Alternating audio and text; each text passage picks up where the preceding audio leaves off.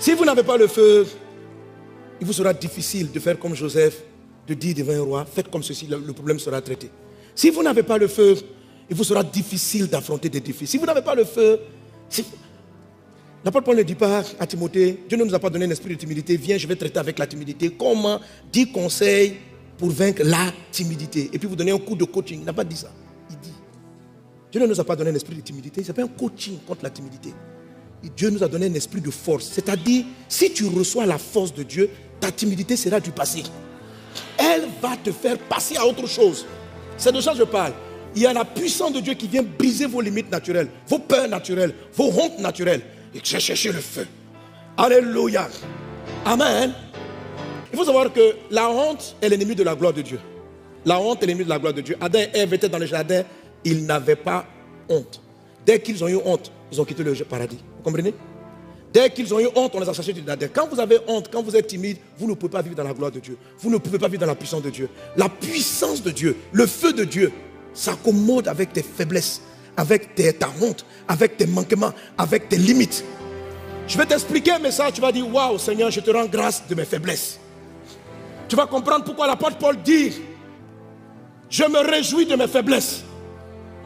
La faiblesse est un puissant ingrédient du feu de Dieu.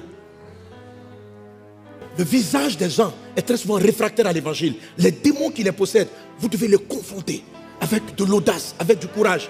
Pas ce que vous avez appris dans les coachings, mais ce que le Saint-Esprit seul vous donne. Le coaching vous donne un feu étranger. Mais je parle du feu de Dieu. L'école, vive l'école et l'intelligence que ça vous accorde. Je bénis Dieu pour cela. Sers Dieu avec toutes tes forces. Mais à un moment donné, ce n'est pas ta force. C'est la force de Dieu qui va servir au travers de toi. Il y a des montagnes dans votre vie. Toute votre énergie ne pourront pas le faire. Il dit ce n'est ni par la force, ni par l'intelligence. Ce n'est ni par ta force.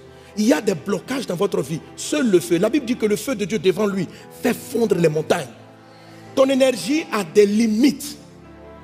Ton intelligence a des limites. Mais si tu laisses le feu de Dieu prendre place, il va passer toute forme de limites. Je te vois passer les limites dans le nom de Jésus.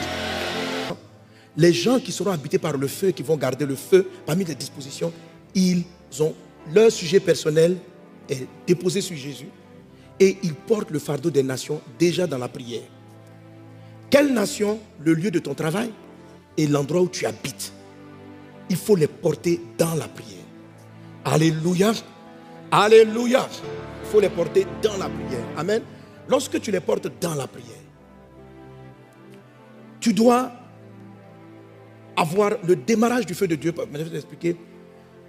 Doit venir te donner, quand tu vas commencer à prier, doit venir te donner la compassion de Dieu pour les nations et pour les âmes.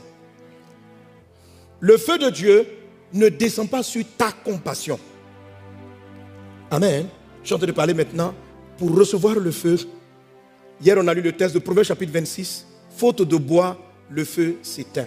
Faute de bois, le feu s'éteint. Donc le feu de Dieu a besoin que tu sois un bois, mais particulièrement un bois mort. Un bois mort. Quand vous priez, le feu est dans l'atmosphère. Quand vous dites, Seigneur, donne-nous les nations. Seigneur, convertis mon bureau. Seigneur, souviens-toi de ma responsable. Le feu de Dieu arrive pour te donner la puissance pour prendre le territoire de ton lieu de travail. Vous savez, maintenant, il faut que tu puisses le recevoir. Dieu a donné Jésus, mais la Bible dit à tous ceux qui l'ont reçu, il a donné le pouvoir de devenir enfant de Dieu. Il a donné et il y a réception. La réception du feu, il faut être du bois mort pour l'accueillir. Sinon, le feu s'éteint. Le feu s'éteint. Dis avec moi, je suis un bois mort. Je suis un bois mort. Jésus a dit ceci à Abraham, à Moïse. Il dit, Moïse dit, je veux voir ta face, je veux voir ta face. Dieu lui dit, aucun homme ne peut voir ma face et vivre.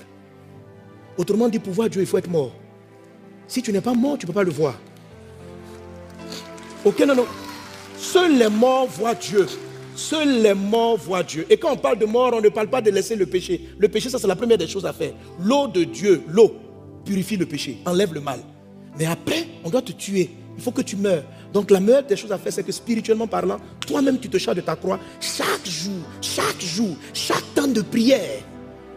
Quand tu vas au travail, tu dois mourir dans la prière pour ton travail. Pour que le feu prenne, pour que tu opères dans le surnaturel.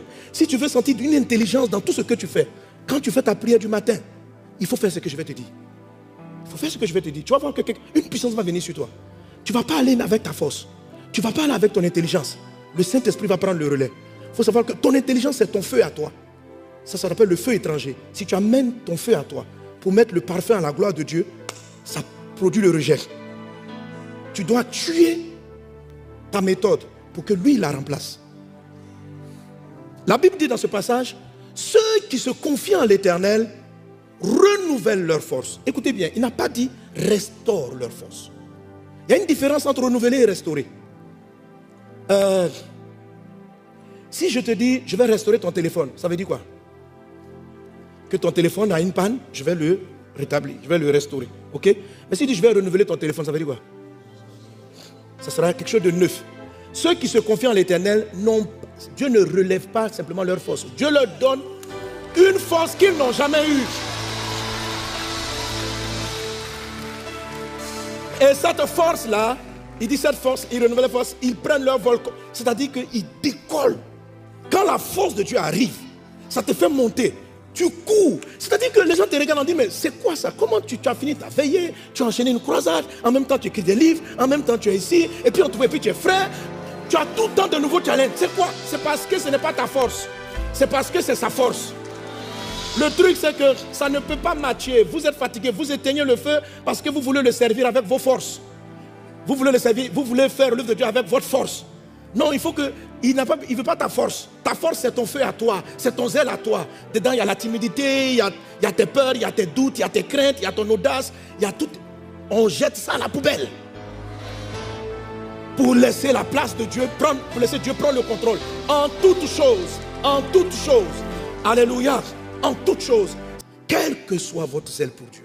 À un moment donné, à force de faire les mêmes choses, vous allez être lassé, débité. Les choses ne vont plus rien vous dire. Parce que vous servez dans l'église avec votre feu. Donc Dieu attend que vous mourrez pour pouvoir prendre le relais.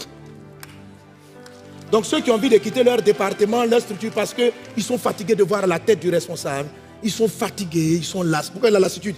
La lassitude, quelquefois, n'a pas de cause réelle. On ne sait pas pourquoi. La fatigue, on sait, c'est parce qu'on a donné tellement d'énergie qu'on est fatigué. Physiquement, on est fatigué. On peut être fatigué émotionnellement. Quand tu essaies constamment de sauver ton foyer, tu te bats pour que les choses... Ton âme va être épuisée. À un moment donné, tu n'en peux plus.